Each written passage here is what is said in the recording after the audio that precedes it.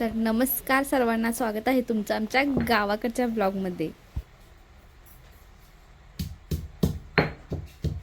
आज आपण ना भरली वांगीची रेसिपी बनवणार आहोत। भरपूर जण त्याच्यामध्ये टोमॅटोची प्युरी, भरपूर सारं खोबऱ्याचा किस किंवा आलं लसूण पेस्ट अशा भरपूर सारं साहित्य वापरून ना भरली वांगी बनवतात।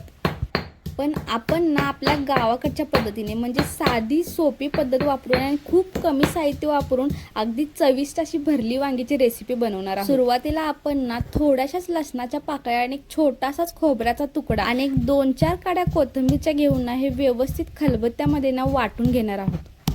तुम्ही निदान एवढं तरी साहित्य ना खलबत्त्यामध्ये वाटून घेऊन मगच वापरा। मी पण ना सुरुवातीला खूप जास्त वेळ जातोय, कुठं खलबत्त्यात वाटत बसायचं म्हणून ना मिक्सरलाच लावत होते।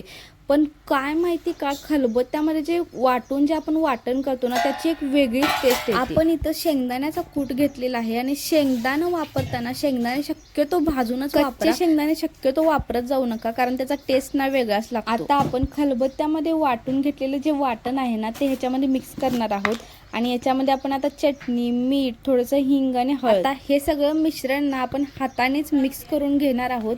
आणि हे मिश्रण मिक्स करून घेत असताना ना त्याच्यामध्ये एक अर्धा चमचा तेल ओतून घ्यायचं।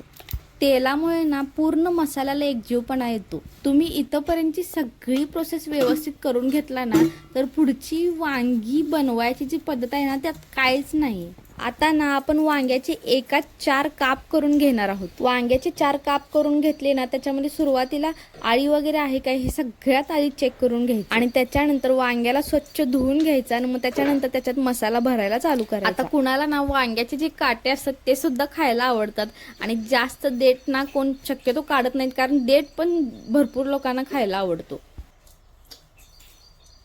आता मी म्हटलं वांग्याला औषध मारलेलं असतं त्याच्यामुळे वांगी स्वच्छ धुवून घ्यायचं, पण भरपूर जणांना असं वाटतं की वांग धुतल्यानंतर त्याच्यातले जे पोषक तत्व असतात ना ते सगळे पाण्यात उतरतात आणि त्याच्यात काय राहतच नाही।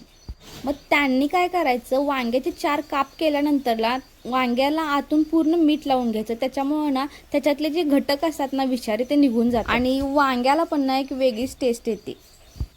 आता भरपूर लोक काय करतात, हे वांग्याचे जे आपण वाटण बनवलेलं ना ते एकजीव होण्यासाठी जास्तीत जास्त लोक त्याच्यामध्ये थोडंसं पाणी ओततात। पाणी ओतण्यापेक्षा तुम्ही काय करा ना, मी जसं त्याच्यामध्ये 1 चमचा तेल ओतलं ना ते तेल त्याच्यामध्ये तुम्ही टाकून बघा, त्याच्यामुळे ना भाजीची टेस्ट पण एक वेगळीच येते। आता आपण व्यवस्थित सगळं वाटण ना वांग्याच्या मध्ये भरून घेतलेलं आहे।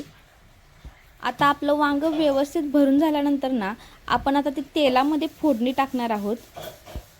आता आपल्याला इथे एकच गोष्ट करायची नाही आहे की भरपूर जणी वांग बनवताना ना कांद्याचा वापर करतात। त्याच्यामध्ये भरपूर सारा कांदा घातला ना की वांग्याला ना एक वेगळीच टेस्ट येते असं त्यांना वाटतं, पण वांग बनवताना कांदा वापरण्याऐवजी लसणाचाच वापर करा आणि लसणाचीच वांग्याला फोडणी द्या।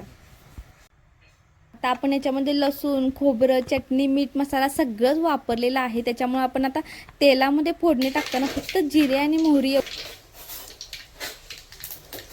मोहरी व्यवस्थित तडतडली ना की मग त्याच्यामध्ये वांगी टाका आणि वांगी तेलात व्यवस्थित हलवून घेऊन ना त्याच्यामध्ये थोडंसंच पाणी टाका। आता वांग्यावरती झाकण ठेवून द्या आणि 2-2 मिनिटांना ते झाकण उघडून पहा आणि त्या वांग्याला जास्त कांदा, टोमॅटो, जास्त कुठलाच मसाला न वापरता एकदम आपल्या गावाकडची साधी सोपी अशी भरली वांगीची रेसिपी तुम्हाला मी आज बनवून दाखवलेली आहे। तुम्ही घरी नक्की हे बनवून पहा आणि कसं झालेलं कमेंटमध्ये मला नक्की कळवा। तर चला आजसाठी एवढंच, भेटूया पुढच्या व्हिडिओमध्ये, तोपर्यंत धन्यवाद।